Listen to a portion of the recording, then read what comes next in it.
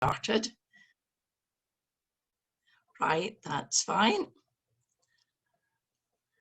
And we'll open this and see if this opens up. Right, this is looking hopeful. Right, and there we are.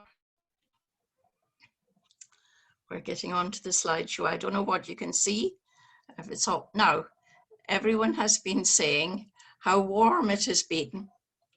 This is an idea of Christmas, and you should feel a little bit cooler. And although this is out of season, it seems appropriate because everyone's feeling so warm tonight. Some of you know, or it's just been mentioned, I was a member of the Stamp Advisory Committee, and I was a member for 30 years. When I went on, I was absolutely surprised to go on in 1918 and thoroughly enjoyed every single minute of it. And every year they decided that seeing they didn't pay us, they would give us a very special Christmas lunch. And this is to show you all the Christmas menus we got. Right, now this was the first Christmas menu. I unfortunately wasn't at that lunch. I wasn't a member at that time. And this shows David Gentleman's set of the 12 Days of Christmas using the 9-penny stamp and the partridge in a pear tree. And this is where the first menu started, and it was just a little bit different for members of the advisory committee.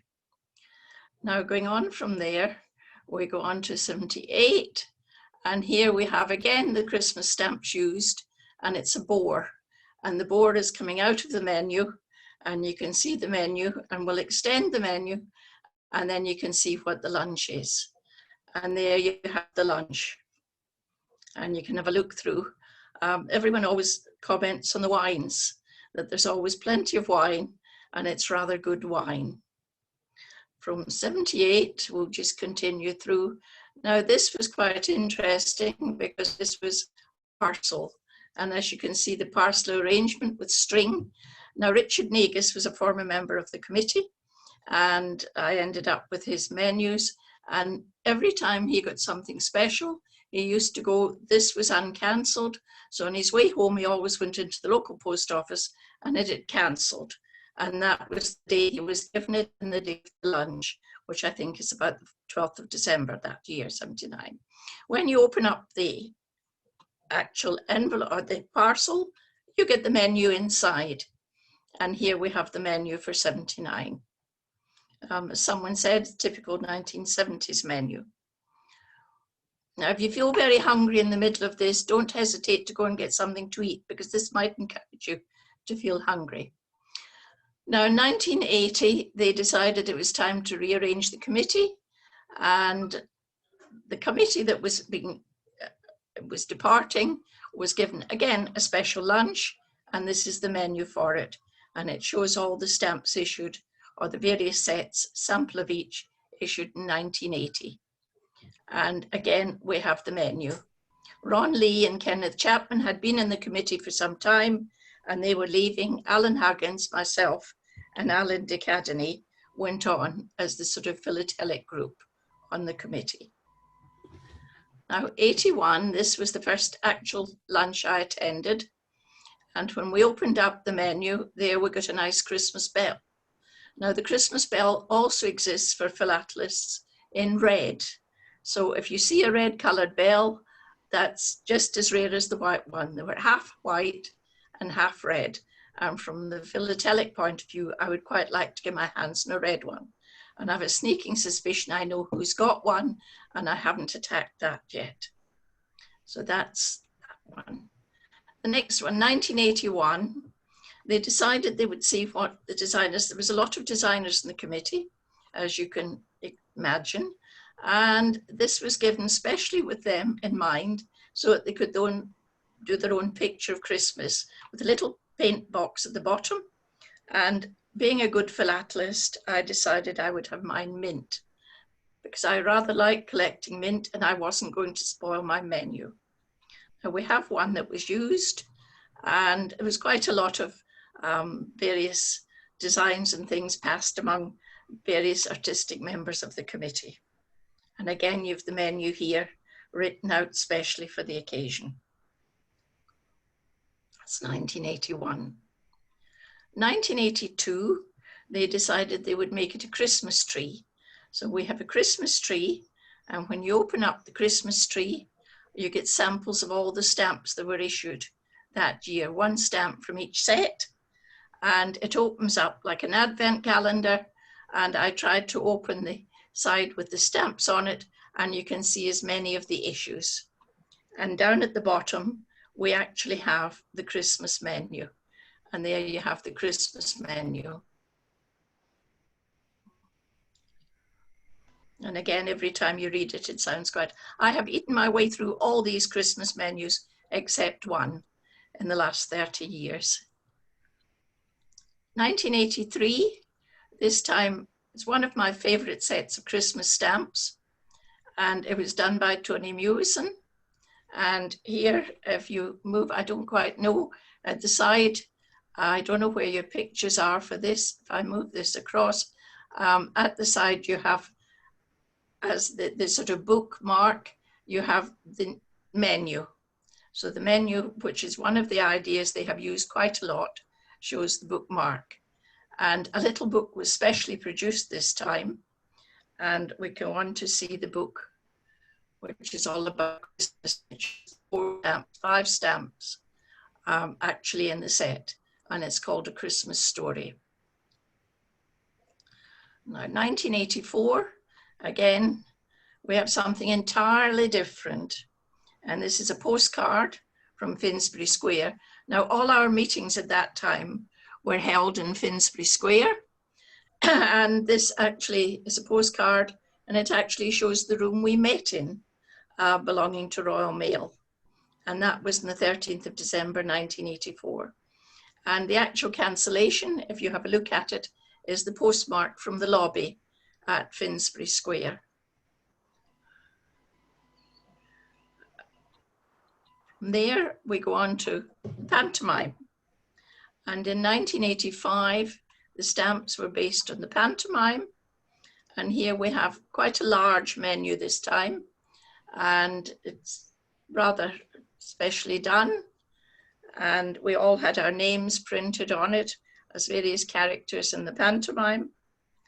And when we opened it up, you see it's sort of tissue paper on either side. The first half on the left side, you have the menu. And on the right side, it's just protection for the stamps. But it was a very good place for me to get everyone to sign my menu. And in philatelic tradition, I was very conscious that it's very useful getting people to sign menus at large dinners. And this was one of them. And I'm very pleased now I did. Now there you can see the menu on the left-hand side and the actual pantomime stamps you can see on the right-hand side. And that's where the idea came from, to have that type of menu.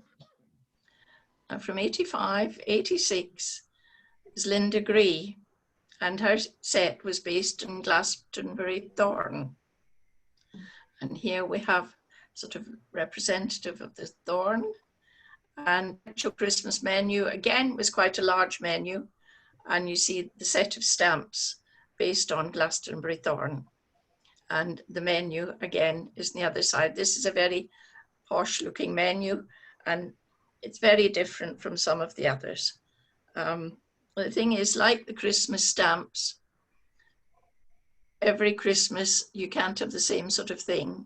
And therefore their menus, they decided, the design department decided to show off to the other designers. Now 87, this was Michael Foreman who did the set of stamps. And you see the set of stamps here. And we managed to get a first day cover signed by him. And I think these are some of my favorite. Most of the Christmas stamps I rather like. And we're given a little booklet called It's Magic. Now the little booklet contains a little story and the set of stamps. Story is based around the stamps. And here we have, again, the 4 stamps. And again, the bookmark is used as the menu. And you can see the different menu down here. I won't run through the menu because there's so many of them and it might make you too hungry. Now from the menu we'll go over, and I thought that the menu was a very good place for everyone to sign it. So I got those round the table. It became a tradition that I sent my menu round the table, or something to do with the menu round the table, and everyone used to sign it for me. And that's the list of people. And I'm now very, very pleased, because unfortunately there's a lot of people there who are no longer with us. Christmas, the Globe stamp album. We're each given a little stamp album, and it's quite about 6, 7, 8 inch in height. And the index, as you can see, is the Holy Land. And there was 2 pages, loose pages, which made up the memory. One was Hungary and Cook Islands, which were very appropriate. And the other page was from Turkey, but they did serve venison. And if you look at the menu, you won't find turkey. It's roast haunch of venison in port wine sauce. That was a very popular one.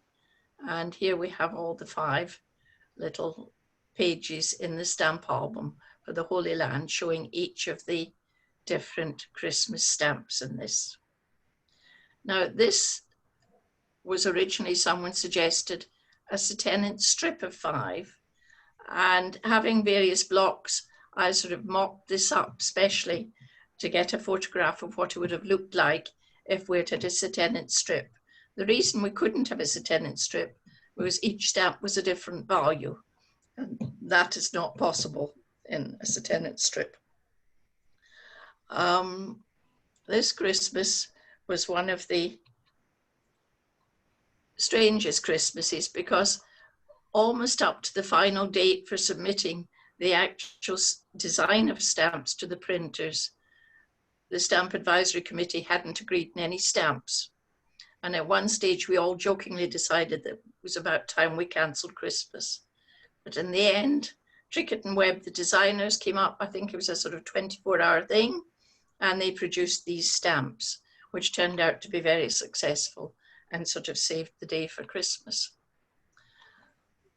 1989, we have Dan Fern, who did the designs for the toy stamps and various toys.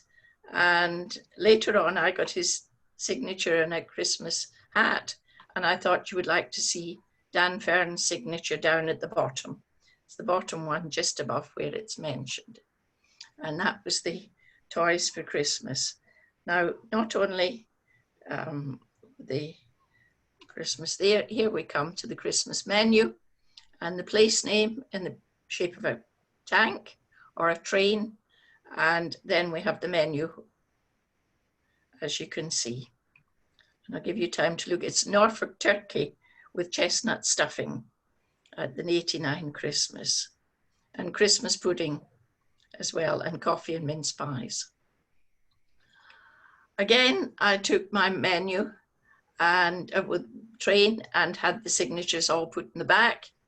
And Eric Ogden, who had been one of the MPs present, always mentioned something, and he said, and I did not take up all the space, and you can actually read it in the bottom left-hand corner of it. And it was also, I decided to keep the jokes, and what you get if you pour boiling water down a rabbit hole, hot cross bunnies. So it shows the level of the jokes we had to put up with. This was actually a little booklet, and it shows the set of 4 stamps, and each stamp is in a little card, sort of depicting some of the aspects of the actual toys concerned. 1989, now these were actually done by David Gentleman. Now David Gentleman did this set. On the Stamp Advisory, we all loved this set. They were very silver and gold. They were very attractive. We thought it was an absolutely great set of stamps, but the public didn't like it. When they were put out, there were complaints right, left and centre. And from then on, we decided that you must have green and red in your Christmas stamps. I didn't like silver and gold. It had to be green and red. And there we have the poster advertising the Christmas stamps. Now, when we finish this, I've finished this presentation, if you look over my shoulder to the background and the wall behind me in the living room here, you will find this picture, the top picture of the actual poster, and copies of this were given to all members of the Stamp Advisory Committee. And that reminds of 1989 Christmas stamps. So I'll let you see it once we stop. 1990, now this to me was very unusual. And this was all based on weather. And we had this little packet, as you see, with a little purple sort of holder together, which kept it all together. And inside there was a little booklet. But before you got to the booklet, when you opened up the wrappers, and there's the wrapper, and you turned over the wrapper, you found the menu. So the menu is in the back of this wrapper. And here we have the menu. And it's all in the very, very small square, the size of the booklet. And you can see that, and I've blown it up a little bit further. And there you can see duck consomme, a selection of fresh market vegetables, and lobster, and what else? Fresh asparagus on a light cream sauce. And it goes round, it gives you the full menu, but it was very subtly done. And I think it was actually after we got home, we suddenly discovered where the menu was when we opened up our little packets. And this was the outside of the little booklet inside the weather paper. And inside we had, each leaf showed one of the stamps. And there was also a little inscription. And the first one is, here is the weather forecast. I'm sorry I couldn't get it up darker so you could actually see it, but I put it on top of each little bit. And it goes on to say there will be a grove frost. Next couple of pages, after bright moonlight night, followed by uneven snow. This again was done by Trickett and Webb, and the stamps were illustrated by the Scottish Andrew Davidson and designed by John Gorham. Now, this is just to let you see that having designed the Christmas stamps, Andrew Davidson, being illustrator, rather liked the Scottish artist Sir Henry Raeburn's picture of the Reverend Robert Walker. And you can see how similar they are and the angle of skating. And it's just very, very similar. I think it's a very nice touch to find the two together. And that's the whole set. That's for 1990. 1990, we also got a Christmas gift, and this was a Pool of the Roses, a proof, or a print rather, given out of the Roses stamps were issued later in 1991, and we have all the 5 values in nice prints. And these are all specially done and specially signed, which is just something a little bit different. Now, the next one, 1991, we had illuminated manuscripts. And I need to move this over. Where are we? We have, the manuscript was based, and at the bottom you get the menu. The manuscript is much larger. It's twice the size of the top section, but I couldn't really get it in. And the bottom half was folded over, and in with that was a quill pen. And here we have the quill pen, and you can see the pen at the bottom and the quill, which was part of the present to us. And here you have the menu, and we have Scotch salmon with dill, and there you have the full menu. Going on to chocolate Yule log, mince pies, brandy button cream, lemon and lime mousse. So we made our way through that. That year, I decided there was nowhere to get signatures, so I managed to get a hat. And the paper hat I sent round, and everyone very kindly signed it. And you can see the cracker at the side, which was my used cracker. And the actual joke that year was so appropriate. It says, what do you call Postman Pat when he retires? And the answer is Pat. So we have a used cracker and all the bits and pieces I kept. And here's the rest of the hat and a lot of the rest of the signatures, which was just a little bit different. I just could not get anything to get them to sign. Next year we go on to a religious year. We used to try not to alternate it, but that could change depending on other factors. And here we have the presentation card showing designs, and Carol Dempsey and Thirkle actually designed the stamps. Now, we were all presented with a little wooden stained glass picture, and it's actually in a sort of block of wood, and you can get the light if you put it up at the window. The light shows through, and it actually shows one of the lily flowers and is representative of one of the lily flowers from the 18-pence stamp, and you can see how like it is. And then we go on to the picture we were given, and with this, on top of this, in exactly the same sort of format, was the menu.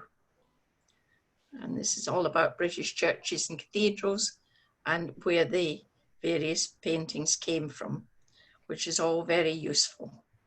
And the 18-pence value came from Pangbourne, and I keep meaning, I haven't been to Pangbourne recently, but we have a friend in Goring, and I should really go to Pangbourne and have a look at it in the church.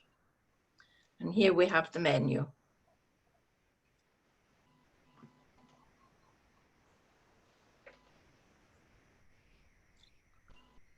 Now, Quentin Blake was 1993, and this just gives you a photograph. I think this was taken from the Telegraph, which I thought was quite nice. And we were given smoking bishops, which you'll come to next, but attached to that was a tag, and the tag gave us the menu. And later on, I got the tag signed, and again with all the signatures on the back of the tag. And here is the smoking bishop. This was specially designed by Quentin Blake. And if anyone wants to know, and they can email me, they can always have the recipe for the smoking bishop. We haven't tried it yet, but I think it should be tried sometime. And if you're feeling very cold at Christmas, I think it would sort out the problem. So that's the recipe for the smoking bishop, available if anyone wishes. And that was my name tag, and that's the 1993 Christmas stamps, in case. They're rather nice. I think they are some of, certain things are my favorites, and I think these are really nice. And they're very, very different from a lot of others. The problem about Christmas and the Christmas stamps is they never change the story. And since 1966, the brief has basically been almost the same, or the story has been almost the same. Now, this is one I find interesting because this was the Christmas card from the Philatelic Bureau. Now, the Bureau is very good at sending out the Christmas cards, but I cannot understand. They're not philatelically inclined from the point of view they do not think it would be nice to cancel the stamp. And I would have liked the stamp cancelled. It would have just added a special touch or been a little bit more philatelic. In 1993, another set given out with the autumn stamps. And to go with the autumn stamps, they produced a set of plates. And when we had our Christmas lunch in 1993, we each had a side plate, and the side plates were one of the autumn plates. And when it finished, we were given them to take home. And for various reasons, I ended up, I think everyone had gone and didn't realize they could take their plates. And the chairman very kindly kept handing me plates, and I ended up with a full set. So there's your full set of autumn plates. 1994, Yvonne Gilbert based the Christmas stamps on children. And this was quite a novel idea. And here we have the Christmas card envelope and the Christmas card. And this is a 3D Christmas card. And it's very, very hard to illustrate. But I've tried to illustrate it, and I'm sure you understand.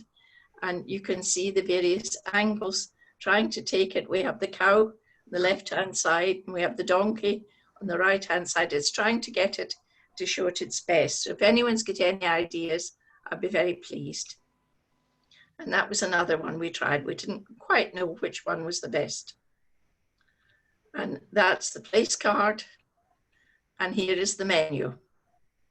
Now the menu, seeing the Christmas stamps were for children, the menu is on the same basis. And we have a little booklet, what I want for Christmas, my favorite party games, little story, Mum was pleased and merry. And for lunch, it says fish fingers, chips, etc. And it says what the grown-ups are having. So we were given these little booklets, and the back page was blank for my best friends, and the members of the committee very kindly signed it for me. And here we have the signatures of the members of the committee at the Christmas lunch. Now, the next one, which went over very quickly, was in 1994, they always do a special postcard for the staff. And the postcard for the staff was done as an art competition. And the person who won the art competition was Terry Charles. Now, purely by chance, he was my postman. And he came to my door every day with all my philatelic items. He handed in things right, left, and center. So when I discovered and something happened and he mentioned it to me, I made sure I got a copy of it, which was very hard to get hold of, and he signed it specially for me. And that's Terry Charles's Christmas card. 65, the Christmas menu, they decided that they would have a pillar box. And here we had a pillar box with the bird sitting in the pillar box. And when you opened it up, you got a miniature little pillar box inside. Penfold pillar box, here we have it. And then you see the wrapping, how it was wrapped round. Now, if you look at the envelope, you have the various stamps in 4 of the envelopes, and then you have a blank envelope. That blank envelope opened up to give the menu. So here it is opened up, the whole of the paper is opened up, and you see the menu. And the 5th stamp is the one in the front of the pillar box. Now, this is the following one, 1995, and it's all about Christmas trees, and the menu was in the shape of a holly leaf.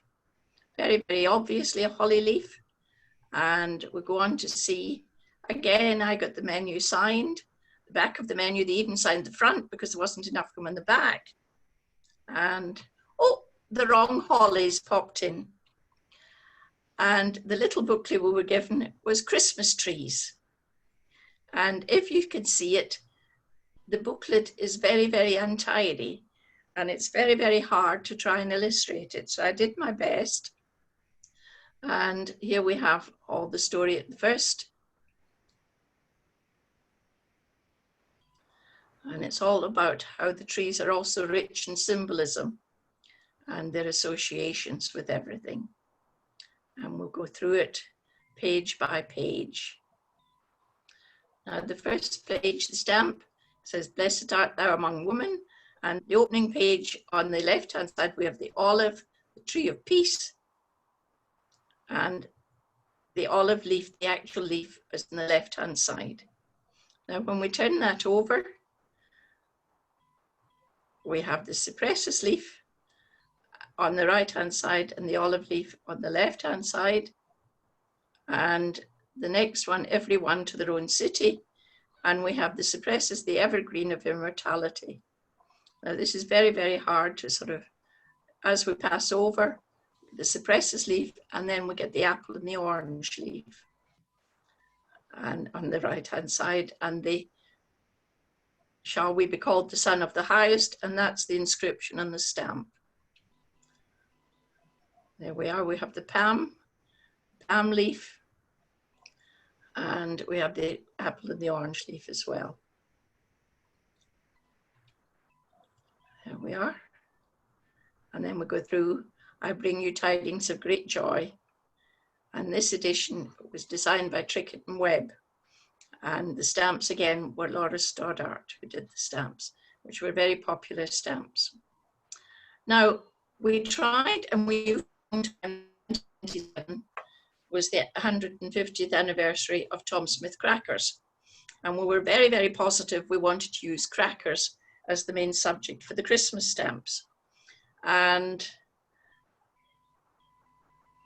in 1953, Tom Smith moved his Christmas cracker factory from Goswell Road, Clerkenwell, to Finsbury Square.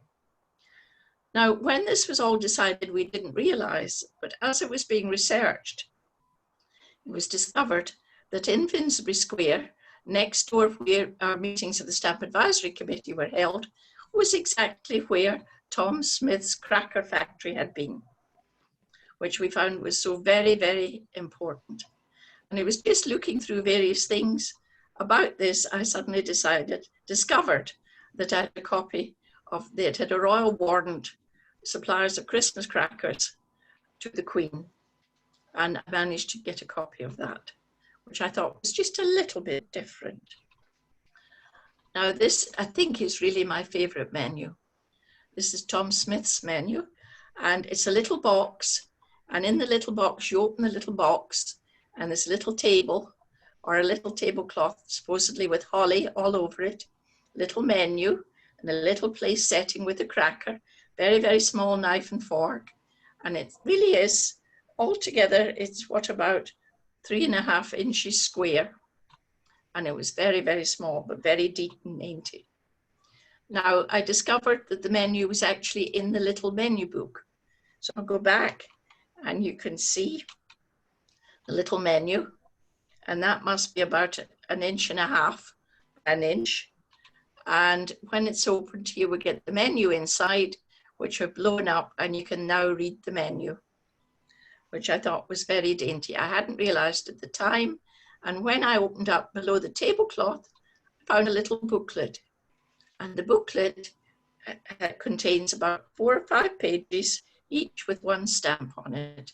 And here we have the different stamps. Now the next one is 1997. Someone said, when is a Christmas card? Not a Christmas card. This was a Christmas card sent to Angela Reeves, who was the assistant design director, and she was instrumental in commissioning some of these designers, and this was one sent to her, and the designer sent it with a presentation pack inside. It's a very special presentation pack sent to her when the stamps had been issued.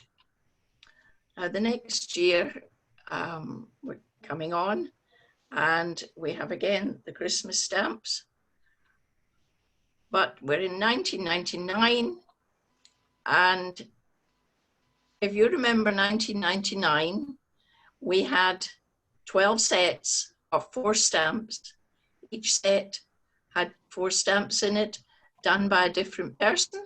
So each set, each group, there's 12 stamps by 4.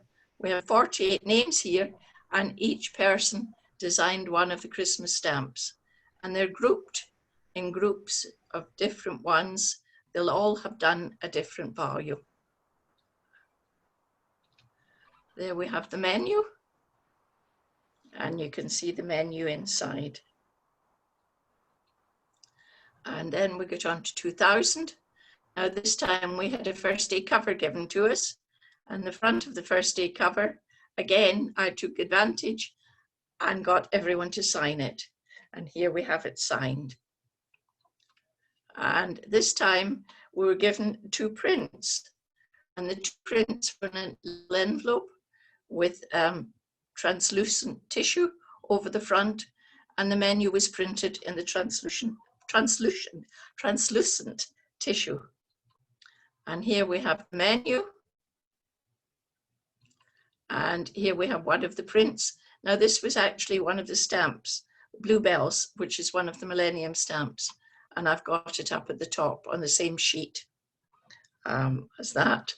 And then this is the other print by the same, it was a photographer, Jo Crowther, and she did photographs of them both. And then we go on to 2001. Now this was very much robins, and very straightforward menu. Unfortunately, I didn't manage to this lunch for various personal reasons. And we go on, and here is the menu, very straight menu. And when you turn it over, you have both sides, the outside and the inside. And here we have the contents of where the menu is and the contents of the menu. And this is the last one I have. And again, I've signed the front, and we have it all signed down here in a list of people who signed it. It is very, very reminiscent of one of the stamps, and you can see pulling the Christmas tree. And here we have it. It's reminiscent of the stamp shown here with the little tree done as a house being pulled. This is one of the occasion stamps. And this is where it was sort of based on this menu. And you can see the menu here, and it's all done Christmassy. Right. And we have come to the end. And we have holly in at the end, just to let you see. Thank you very much. Thank you, Jean. That was absolutely wonderful.